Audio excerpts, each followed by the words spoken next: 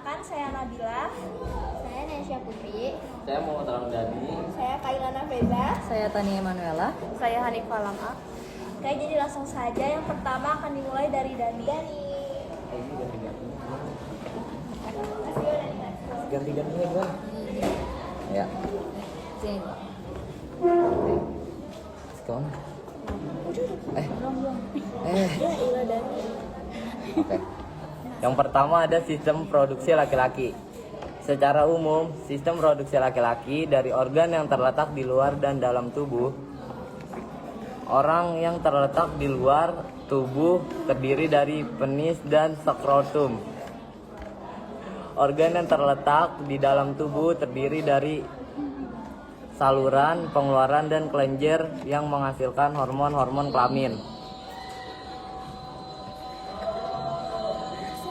Yang kedua, ada organ reproduksi laki-laki. Organ reproduksi laki-laki dibagi menjadi 5. Yang pertama, skrotum, testis, saluran pengeluaran, kelenjar aksesoris, dan penis. Selanjutnya, skrotum. Skrotum berupa kantong dari kulit fasial, selaput pemukus otot, dan otot polos yang membungkus testis di luar tubuh, berjumlah sepasang dan dipisahkan oleh selaput internal. Setiap skrotum terdiri dari satu testis. Pada fasia skrotum terkandung otot dartos yang mampu membentuk kerutan sebagai respon terhadap udara dingin dan rangsangan seksual. Terdapat otot kemaster yang berfungsi mengatur suhu lingkungan testis beberapa derajat lebih rendah dari suhu tubuh. Ketiga, ada testis. Setiap testis dilapisi sepasang lunak yang berbentuk oval dengan ukuran 4-5 cm dan diameter 2,5 cm. Setiap testis dilapisi tunika albuginea, yaitu kapsul jaringan ikat yang merentang ke arah dalam membentuk 250 lobulus. Ini lanjut. Di dalam lobulus terdapat pintala, tubulus seminiferus sebagai tempat terjadinya spermagnesis. Selanjutnya, di dalam tubulus seminiferus terdapat lapisan epithelium germina yang mengandung sel batang Sertoli dan sel leading. Yang terakhir, ada sel Sertoli memberikan nutrisi bagi spermatozoid dan menghancurkan sel germinavum yang cacat, dan ada sel Leydig menyelesaikan hormon androgen. Masih ini ya. Selanjutnya ada saluran reproduksi laki-laki, terdiri menjadi 4. Yang pertama, epididymis, saluran vas deferens, ductus ejaculatorius, dan uretra. Epididymis adalah saluran berliku-liku dan panjang 4-6 meter, berperan dalam menyimpan sperma sekitar 6 minggu. Saluran vas deferens, saluran lurus kelanjutan dari epididymis yang meninggalkan skrotum hingga mencapai rongga perut. Yang ketiga, ada ductus ejaculatorius, yaitu saluran pendek yang menerima sperma dari vas deferens dan menyalurkan sekresi vasikular seminalis. Yang terakhir ada uretra, saluran kemih dan kantong semen, dan saluran pembuangan urin dari kandung kemih hingga ujung penis. Enggak, salah. Ya.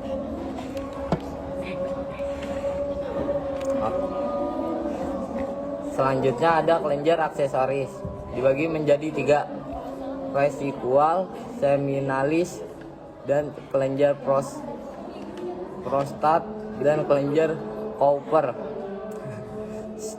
Kelenjar seminalis adalah kantong berkelok-keok yang bermuara ke ductus ini sudah apa sih? Ejaculatorius.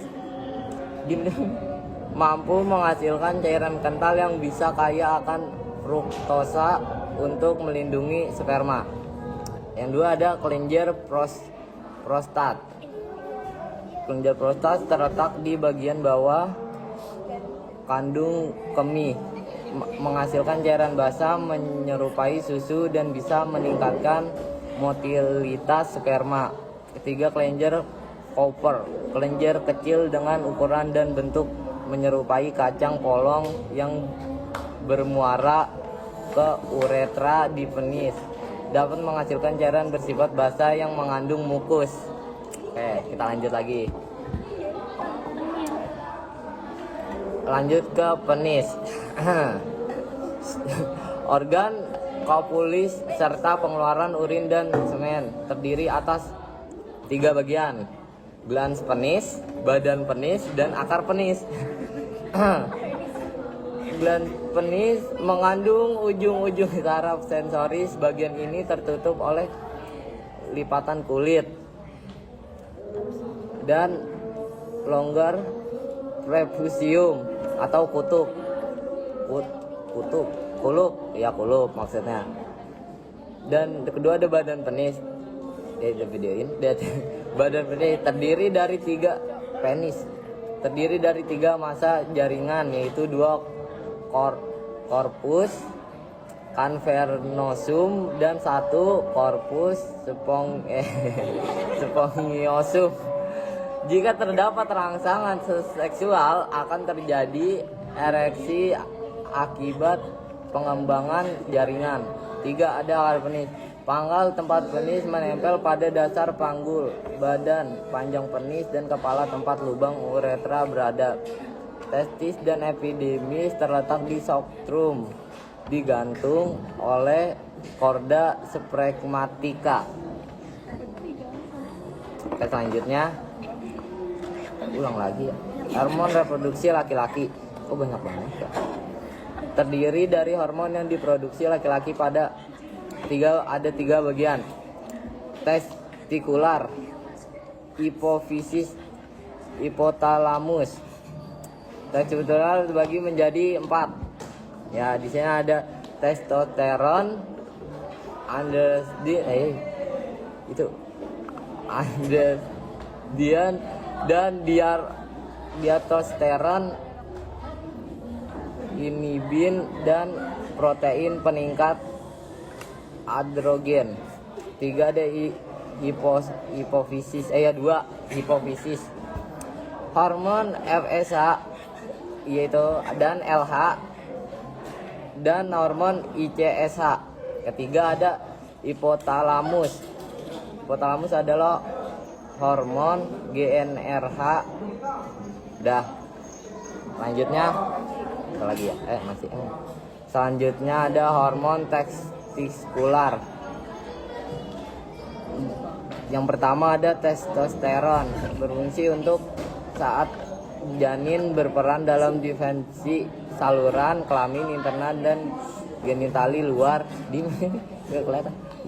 serta menistimulasi penurunan testis dalam skrotum.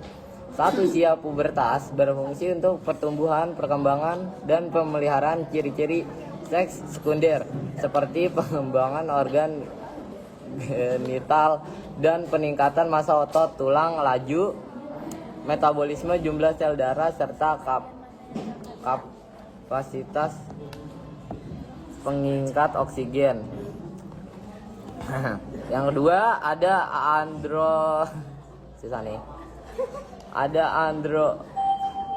protenedion, yaitu prekursor untuk hormon estrogen pada laki-laki. Ketiga, dihidrotestosteron, berfungsi untuk pertumbuhan parental dan diferensiasi genital laki-laki. Ketiga, inhibin dan protein peningkat androgen, dihasilkan oleh sel-sel Sertoli dan berfungsi untuk merespon seksi FSH. Iya. Enggak tahu kok banyak banget ya. Ini selanjutnya ada FSH, yaitu memiliki reseptor pada sel tubuh semiferus yang berperan dalam spermatogenesis. Yang kedua, dan LH dan ICH memiliki reseptor pada sel intersial yang berfungsi untuk menghasilkan sel-sel interstisial di dalam tesis untuk berkembang dan menyekresikan testosteron. Dah. Oke, sudah, terima kasih. Selanjutnya ada nggak tahu. Selanjutnya di sini saya akan menjelaskan dari sistem reproduksi perempuan. Nah, pada sistem reproduksi perempuan ini dibagi dua bagian organnya, ada di bagian dalam dan di bagian luar.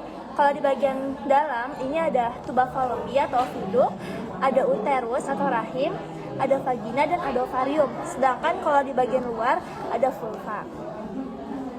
Nah, yang pertama di sini saya akan menjelaskan pada bagian ovarium.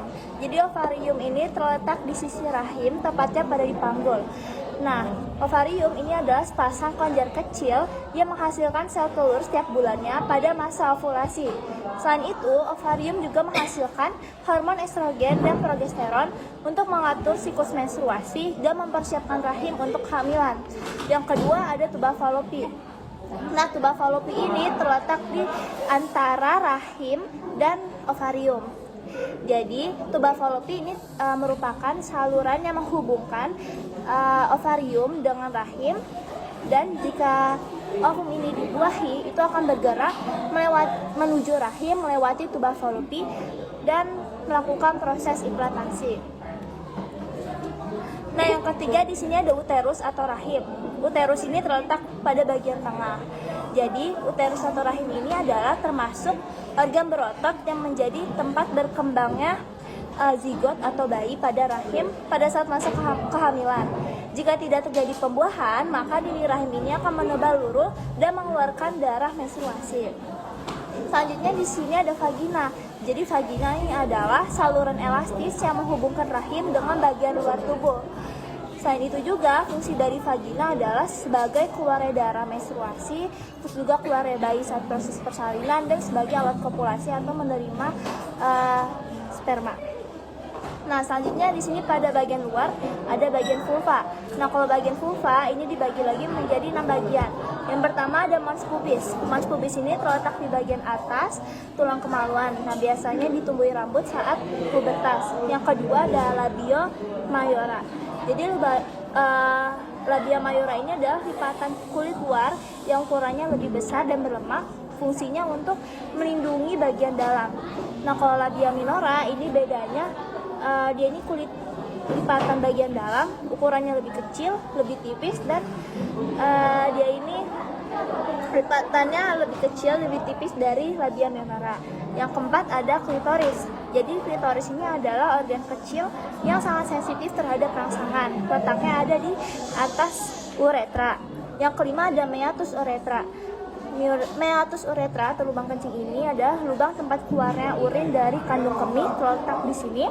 Yang terakhir ada introitus vagina atau lubang vagina. Ini fungsinya untuk jalan masuk keluarnya vagina. Terus di sini ada hormon kelamin pada perempuan. Jadi yang pertama di sini ada FSH atau follicle stimulating hormone. Jadi hormon ini diproduksi oleh kelenjar hipofisis di otak. Nah, fungsinya adalah untuk merangsang pematangan folikel yang berisi ovum di ovarium. Dan masing-masing ini terdiri dari satu sel telur. Nah, folikel yang berkembang ini juga mulai menghasilkan hormon, yaitu hormon estrogen. Dan FSH ini akan aktif pada fase awal siklus menstruasi. Yang kedua ada LH atau luteinizing hormone. Jadi LH ini juga dihasilkan oleh hipofisis, dan peningkatan hormon ini terjadi secara tiba-tiba yang dapat memicu ovulasi. Setelah ovulasi, LH membantu pengubahan folikel yang kosong menjadi corpus luteum yang akan memproduksi hormon progesteron. Dan LH ini mencapai puncaknya sekitar siklus menstruasi hari ke-14. Yang ketiga di sini ada estrogen. Kalau estrogen ini juga diproduksi oleh folikel ovarium. Nah, jadi fungsinya ini untuk menebalkan lapisan endometrium atau rahim dan mengatur karakteristik seksual sekunder, atau pada perempuan ini terjadi perubahan bentuk tubuh saat masa pubertas. Yang terakhir, ini ada progesteron. Jadi progesteron ini diproduksi oleh corpus luteum setelah ovulasi. Dan hormon ini untuk mempertahankan ketebalan di rahim dan menjaganya agar tetap siap untuk menerima embrio.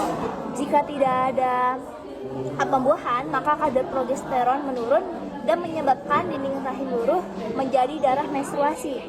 Ketika terjadi kehamilan, maka kadar progesteron tetap tinggi yang menyebabkan rahim akan tetap stabil. Nah, di sini ada siklus menstruasi. Yang pertama ada tahap menstruasi pada hari pertama sampai ke-7. Di fase ini, kalau sel telur tidak dibuahi, maka hormon estrogen dan progesteron berhenti diproduksi atau menurun. Dan dinding rahim ini akan menebal luruh yang menghasilkan darah menstruasi sekitar selama kurang lebih 3-7 hari. Yang kedua ada fase praovulasi. Nah, pada fase ini setelah menstruasi selesai, hormon FSH akan naik. Hormon ini akan merangsang folikel di ovarium yang berkembang dan membentuk sel telur yang matang. Folikel juga menghasilkan estrogen yang menebalkan dinding rahim serta membuat lendir serviks jadi basah supaya sperma bisa bertahan lama. Yang ketiga ada fase ovulasi. Sekitar hari ke-14, estrogen akan naik drastis dan memicu pelepasan hormon LH. Nah, hormon LH ini yang membuat sel telur matang keluar dari ovarium yang biasa kita sebut terjadinya ovulasi. Yang terakhir yaitu ada fase luteal. Nah, setelah ovulasi, folikel yang kosong ini akan berubah menjadi corpus luteum dan menghasilkan estrogen serta progesteron. Nah, hormon ini untuk menjaga dan menebalkan dinding rahim dan menyiapkan tubuh untuk kemungkinan hamil. Kalau tidak terjadi pembuahan, maka corpus luteum akan mati, hormon turun, dan siklus menstruasi akan dimulai lagi. Selanjutnya akan dijelaskan oleh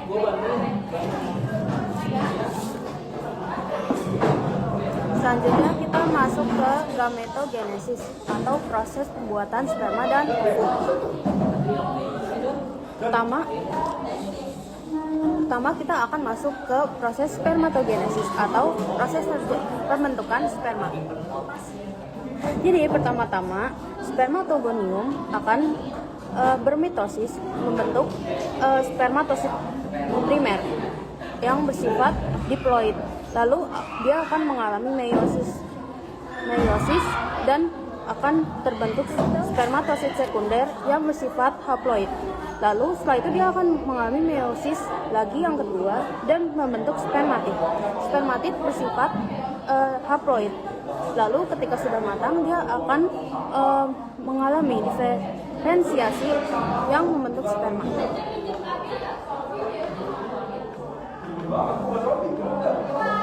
Selanjutnya akan masuk ke pembentukan ovum atau oogenesis. Pertama-tama oogenesis terjadi di ovarium dan dia sudah mulai dan ovarium sudah terbentuk sejak di dalam kandungan. Tetapi saat lahir dia tidak aktif dan akan dilanjutkan kembali saat memasuki masa pubertas. Jadi pertama-tama oogonium akan mengalami mitosis. Lalu membentuk oosit primer yang akan bermeiosis membentuk oosit sekunder dan badan polar primer. Jika terjadi pembuahan, oosit primer dan badan polar akan mengalami meiosis lagi membentuk ovum. Tetapi jika tidak mengalami pembuahan, oosit sekunder dan badan polar akan gugur dan tidak terjadi pembuahan. Setelah itu dia akan mengalami menstruasi. Selanjutnya masuk ke kehamilan atau gestasi. Pertama di kehamilan itu ada proses volatilisasi, adalah proses peleburan sel telur dengan sel sperma yang terjadi di kubah Pavlovi dan dimasukkan ke perut. Selanjutnya di sini ada tahap fertilisasi. Pertama, zigot akan melakukan pembelahan secara berulang-ulang. Pertama, membelah menjadi 2 sel, lalu 4 sel, kemudian 8 sel, sehingga membentuk morula. Nah, morula ini akan melakukan pembelahan, kemudian membentuk blastula. Nah, blastula ini akan menempel pada endometrium. Blastula yang menempel ini dinamakan implantasi. Nah, implantasi itu menjadi penyebabnya terjadinya kehamilan. Di sini ada struktur blastula. Pertama ada blastosol, lalu ada trofoblast. Trofoblast itu berkembang menjadi plasenta dan membran kehamilan. Lalu ada sel bagian dalam berkembang menjadi calon embrio atau embrioblast. Lalu setelah berkembang di blastula, kemudian berubah menjadi gastrula. Lalu di sini ada struktur gastrula. Pertama ada ectoderm membentuk kulit dan sistem saraf. Lalu ada mesoderm membentuk rangka, otot, sistem peredaran darah, ekskresi dan reproduksi. Lalu ada endoderm membentuk saluran dan kelenjar pencernaan. Setelah itu blastosol itu akan menyempit di sini.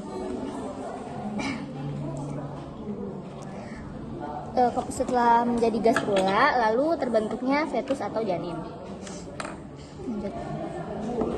Nah, di sini ada tahap perkembangan janin pada minggu kelima, itu namanya trimester pertama. Di situ pembentukan organ janin. Lalu masuk ke trimester kedua, itu minggu ke-10 sampai 20 itu pembentukan janin secara lengkap walaupun belum sempurna.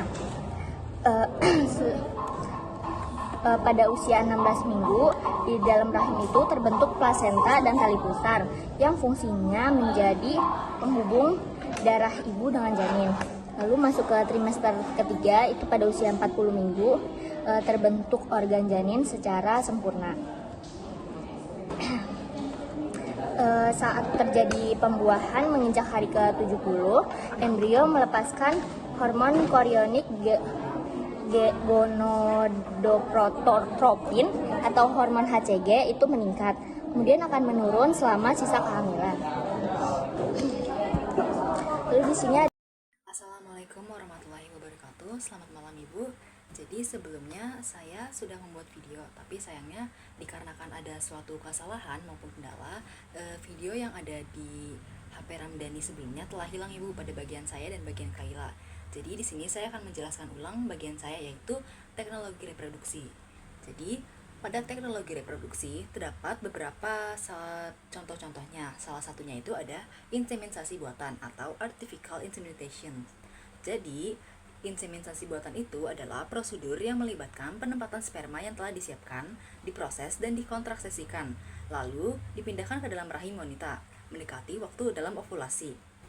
Tujuan pada inseminasi buatan sendiri adalah untuk meningkatkan peluang sperma mencapai pada membuahi sel telur. Cara kerjanya sendiri ialah sperma dikumpulkan dari pasangan pria, kemudian diproses dari laboratorium untuk memisahkan sperma yang sehat dan yang tidak sehat. Sperma yang telah diproses kemudian dimasukkan ke dalam rahim wanita menggunakan kateter tipis selama masa subur. Kelebihan pada inseminasi buatan ini, prosedurnya relatif sederhana, kurang invasif dibandingkan dengan IVF, dan harganya juga lebih terjangkau. Selain itu, kekurangannya ialah tingkat keberhasilan lebih rendah dibandingkan metode-metode yang lainnya, dan tidak efektif jika penyebabnya infertilisasi adalah masa pada tuba Fallopi atau sel telur. Teknologi selanjutnya adalah bayi tabung atau in vitro fertilization. Jadi, bayi tabung adalah teknik yang melibatkan pembuahan sel telur oleh sperma di luar tubuh, in vitro. Embrio yang dihasilkan kemudian ditanamkan ke dalam rahim wanita. Tujuan dari bayi tabung sendiri ialah membantu pasangan yang kesulitan memiliki anak alami. Selain itu sendiri, bayi tabung juga dapat digunakan untuk mencegah risiko kelainan genetik yang mungkin menurunkan kepada orang tua ke anak. Cara kerja bayi tabung sendiri, jadi sel telur diambil dari ovarium wanita melalui prosedur aspirasi folikel. Kemudian sperma dikumpulkan dari pasangan pria dan dicampur dengan sel telur di cawan Petri. Setelah pembuahan, embrio dibiarkan berkembang selama beberapa hari sebelum ditanamkan ke dalam rahim. Kelebihan pada bayi tabung sendiri ialah tingkat keberhasilan lebih tinggi dibandingkan inseminasi buatan. Dapat mengatasi berbagai penyebab infertilasi, termasuk masalah tuba falopi, endometriosis, dan faktor pria. Kekurangannya sendiri ialah proses lebih invasif dan kompleks, lebih mahal, dan memiliki resiko komplikasi seperti sindrom hiperstimulisasi dan kehamilan ektopik. Lalu kita masuk ke kontrasepsi. Kontrasepsi di sini ada 3, yaitu alami, kontrasepsi interruptus, dan kontrasepsi kimiawi. Yang pertama, kontrasepsi alami. Jadi kontrasepsi alami dilakukan dengan sistem kalender, tidak melakukan hubungan seksual selama masa pengsuburan. Lalu ada kontrasepsi interruptus, yaitu adalah pengeluaran alat kelamin pria dari alat kelamin wanita sebelum masa ejakulasi. Dan kontrasepsi kimiawi menggunakan jeli, busa, krim, dan supporturosida, spermisida yang bisa bersifat toksik bagi sperma. Lalu kontrasepsi lainnya bagi pria ada vaksetomi dan tubekomi. Jadi vaksetomi sendiri ialah pemotongan vas deferens, kemudian ujung saluran diikat agar sperma tidak dapat mengalir sehingga cairan semen tidak mengandung sperma. Sedangkan tubekomi sendiri ialah pemotongan pengikatan saluran tuba falopi sehingga ovum tidak memasuki uterus. Sedangkan pada wanita sendiri ada pil KB, susu KB, dan suntik KB. Pil KB ialah mencegah ovulasi dengan menekankan sekresi gonadotropin. Pil KB mengandung steroid sintetik yang mirip dengan estrogen dan progesteron. Lalu susu KB sendiri ialah berisi levonorgestrel yang menghambat ovulasi, menipiskan endometrium, serta menghambat pergerakan sperma karena lendir serviks mengental dan sedikit.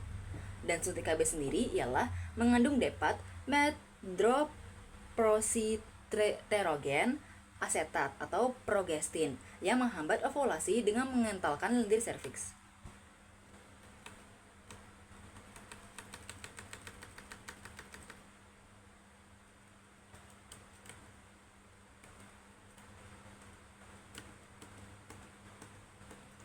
Oke, lalu kita masuk ke contoh soal pada teknologi reproduksi. Seorang pasangan mengalami kesulitan anak karena memiliki masalah pada tuba falopi pada wanita. Metode teknologi reproduksi manakah yang paling tepat untuk membantu pasangan tersebut? Jawabannya adalah D, bayi tabung. Alasannya, untuk mengatasi masalah tuba falopi, kita dapat menggunakannya dengan bayi tabung karena membuahi sel telur di luar tubuh dan kemudian ditanamkan ke dalam embrio di dalam rahim. Lalu soal yang kedua adalah salah satu kelemahan dari imunisasi buatan atau AI adalah jawabannya adalah C, tidak efektif jika penyebabnya infertilasi adalah masa pada sel telur. Alasannya sendiri adalah karena inseminasi buatan sendiri ialah teknologi produksi yang digunakan untuk bukan untuk kontrasepsi dibandingkan dengan opsi pilihan yang lainnya. Jadi jawaban C sendiri berbeda dengan opsi yang lainnya. Oke, sekian penjelasan dari saya mengenai teknologi reproduksi serta contoh soalnya. Terima kasih, Bu.